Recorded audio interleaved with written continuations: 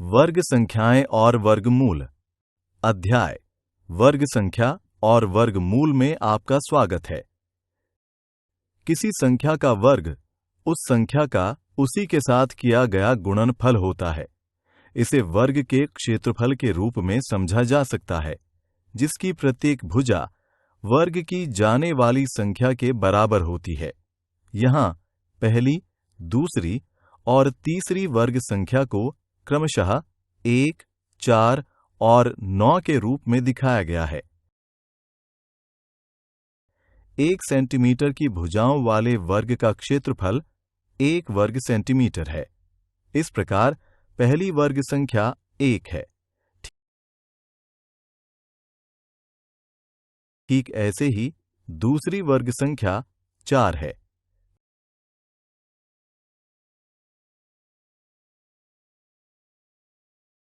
तीसरी वर्ग संख्या 9 है आदि। अतः वर्ग संख्याएं वे संख्याएं हैं जिसका घात 2 और सामान्य आधार हो।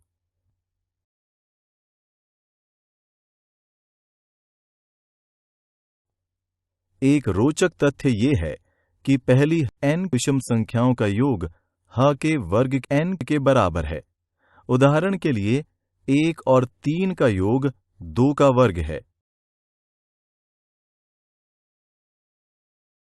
3 और 5 का योग 3 का वर्ग है आदि। इसके विपरीत प्रक्रिया में अगर दी गई संख्या को विषम संख्या 1, 3, 5 आदि से घटाया जाता है तो उन चरणों की संख्या जिससे ये शून्य होती है संख्या के वर्गमूल को दिखाती है अथवा संख्या के मूल को नीचे दिखाती है। जैसा कि दिखाए अनुसार 25 का वर्गमूल 5 प्राप्त होता है।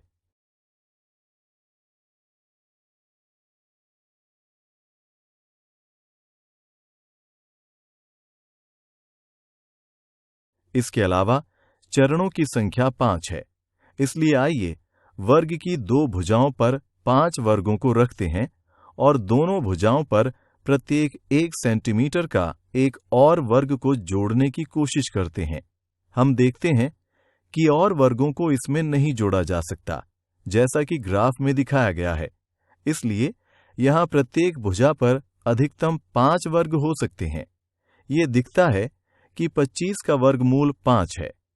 ये वर्ग करने की विपरीत प्रक्रिया है। सामान्य तौर पर किसी संख्या का वर्गमूल वो विशेष मान है जिससे वो स्वयं गुणित होती है। किसी संख्या का वर्ग जालक गुणन विधि द्वारा भी निकाला जा सकता है। इसके लिए हम ऊपरी पंक्ति के किनारे की संख्या 312 और सबसे दाईं स्तंभ के किनारे की संख्या 312 को रखते हैं। फिर प्रत्येक वर्ग को एक एक करके स्तंभ अंक को पंक्ति अंक से गुणा करते हैं और गुणनफल को विकर्ण रेखा के ऊपर दशांश अंक एवं विकर्ण रेखा के नीचे इकाई अंक वाले वर्ग में लिखते हैं। अंत में संख्याओं को विकर्णतः जोड़ते हैं। जब हम वामावर्त दिशा में प्राप्त अंकों को पढ़ते हैं तो हमें दिखाए अनुसार 312 का वर्ग